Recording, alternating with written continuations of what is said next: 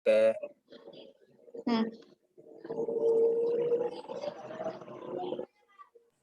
Baik, Buka bismillahirrahmanirrahim.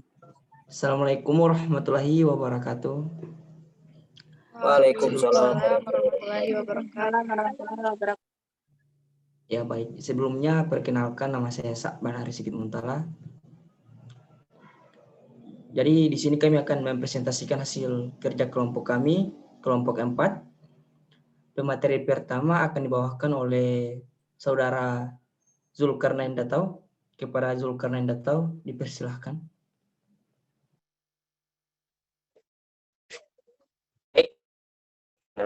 Oke. Yang pertama yaitu materi pembahasan dari sebuah topik tertentu dengan dukungan data dan argumen yang valid dan kuat.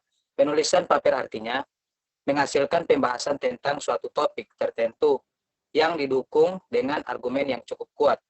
Untuk di sebuah papernya, Anda melakukan penyelidikan terhadap topik penelitian yang Anda pilih dengan jalan membaca sumber bacaan yang dapat Anda gunakan dapat berupa buku, majalah, surat kabar, atau sumber-sumber dari internet. Informasi yang Anda dapat dari beberapa sumber ini akan Anda gunakan untuk mendukung poin-poin, argumen, atau pertanyaan yang Anda tulis dalam paper. Materi selanjutnya akan dibacakan oleh teman saya. Ya, terima kasih Saudara Zulkarnain. Jadi materi selanjutnya akan dibawakan oleh Saudari Sri Fuji Rahayu Paputengan. Kepada Rahayu, silakan. Ya baik, Mbak Ea. Materi selanjutnya adalah pengertian paper. Paper adalah artikel ilmiah yang ditulis dalam format tertentu.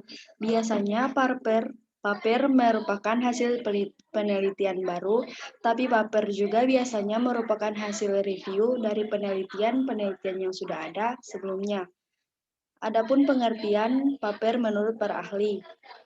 Pertama, menurut Penn dan Pett, paper penelitian adalah tentang mengatur ide-ide Anda dalam format yang linier dan dapat dimengerti.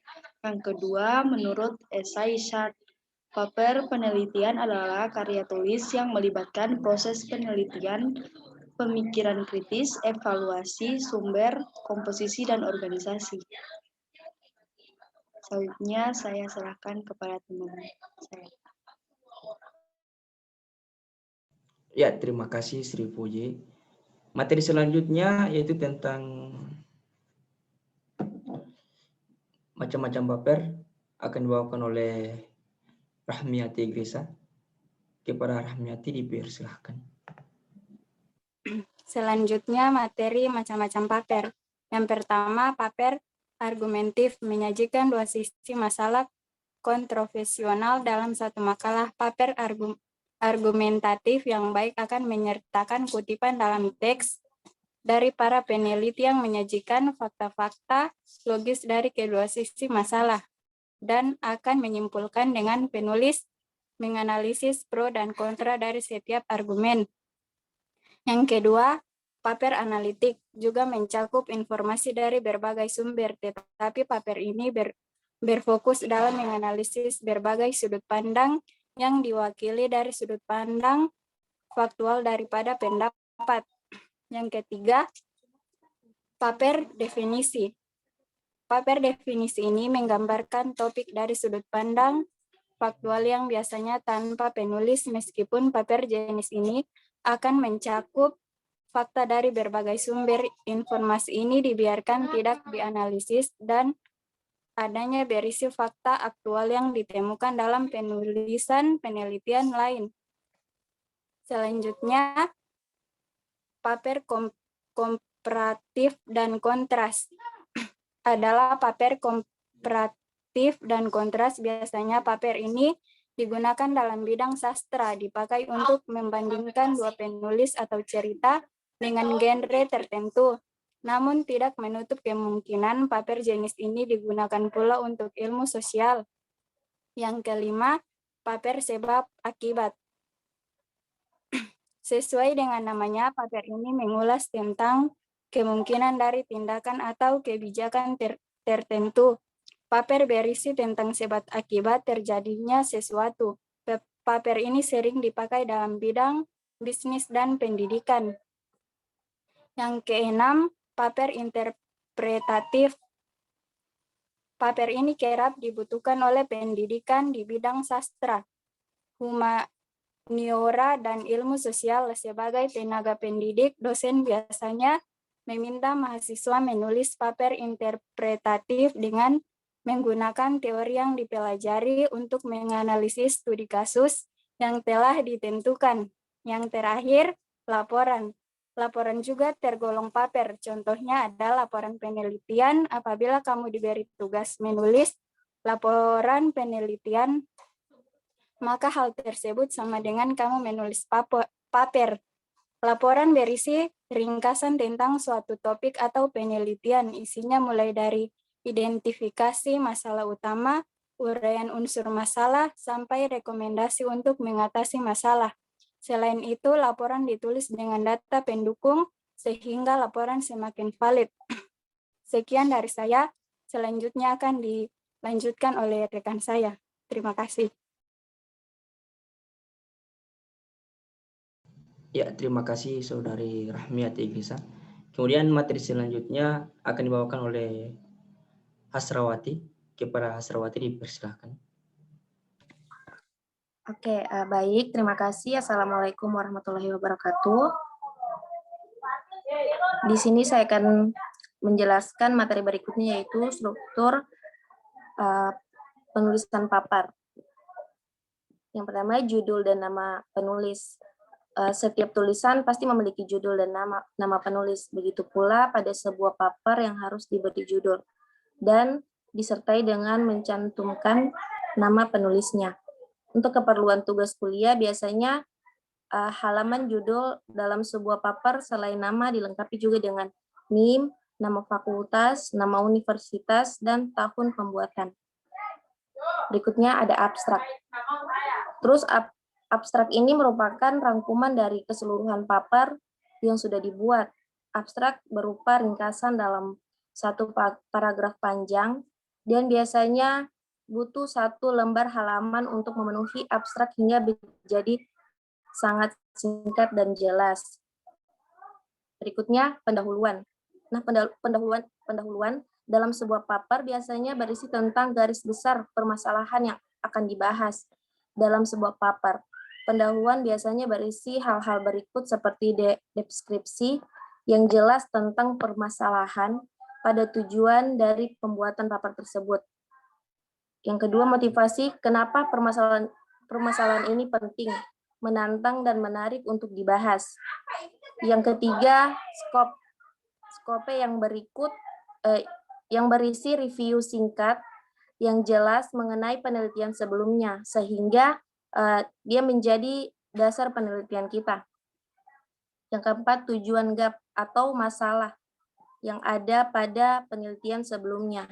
Yang kelima, tulisan dan jelas solusi yang diusulkan, dan bagaimana solusi itu bisa mengatasi masalah yang kita buat sebelumnya. Yang keenam, tulisan secara global, penemuan yang dihasilkan. Yang ketujuh, lalu tuliskan struktur penulisan bagian-bagian berikut. Yang berikutnya, penelitian terkait. Pada umumnya dalam sebuah paper terdapat ulasan yang berkaitan dengan penelitian sebelumnya yang menjadi referensi untuk mendasari penyusunan suatu paper. Metodologi dalam sebuah paper yang baik harus disertai dengan ulasan tentang metodologi penelitian. Yang digunakan biasanya dijelaskan dengan gambar atau bagan agar memenuhi pemahaman para pembaca dalam memahami isi paper. Yang berikutnya, percobaan dan hasil. Inilah merupakan sebuah penting dalam sebuah paper itu. Data mengenai percobaan sebuah eksperimen atau riset yang kita lakukan terdapat suatu hal seperti data, akan digunakan, jumlah data, sumber, dan lain sebagainya. Yang berikutnya, pembahasan. Nah, pembahasan ini sangat penting dalam sebuah papar. Poin penting merupakan hal atau isu yang ingin Anda sampaikan dalam penelitian tersebut. Yang berikutnya, referensi. Nah, dalam sebuah papar itu sangat penting untuk referensi ini. Jangan lupa untuk mencantumkan referensi yang Anda gunakan. Bagian ini harus memberikan informasi yang jelas tentang sumber atau referensi yang kita dapat untuk membuat pembahasan papar. Sekian itu pembahasan dari saya. Terima kasih. Ya, terima kasih. Jadi materi selanjutnya yaitu cara membuat paper. Yang pertama, pilih topik. Jika memang Anda diberi kebebasan untuk memilih topik, pilihlah topik Anda dengan bijak. Pertama-tama, pikirkan tentang pemilihan topik yang Anda minati, karena Anda tidak akan bosan ketika melakukan penelitian. Sebab Anda yakin akan menemukan sesuatu yang baru. Dan Anda akan menikmati proses penulisan. Kemudian yang kedua, tulis pernyataan tesis Anda. Persiapan tesis sebelum Anda benar-benar mengatur penelitian Anda, karena itu akan memandu penyelidikan Anda dan akan membantu tetap fokus pada subjek Anda. Kemudian yang ketiga, lakukan penelitian pada topik. Anda harus menemukan sumber sekunder dan primer yang cukup kredibel pada subjek paper Anda. Kemudian baca semua dengan cermat dan temukan bukti yang relevan untuk mendukung tesis Anda. Kemudian buatlah garis besar yang baik untuk tetap bisa fokus pada apa yang akan dikaji, dan untuk mengurangi waktu untuk merevisi rancangan, Anda harus membuat garis besar atau yang dinamakan outline. Kemudian buatlah draft pertama. Ini adalah pertengahan proses. Anda memiliki arah yang jelas dan inilah saatnya untuk membuat draft pertama dengan judul, kutipan dalam teks, dan halaman referensi. Kemudian merevisi, mengedit, dan mengoreksi. Anda harus membuat perubahan skala besar dan memeriksa logika aliran transisi, membuat perubahan dalam struktur dan urutan paragraf Anda. Ya, baik. Hanya itu saja materi kami. Jika kalian ingin bertanya, silahkan bertanya di kolom komentar. Kami dari kelompok 4 pamit undur diri. Wabillahi taufiq wal hidayah. Wassalamualaikum warahmatullahi wabarakatuh. Terima kasih. Waalaikumsalam.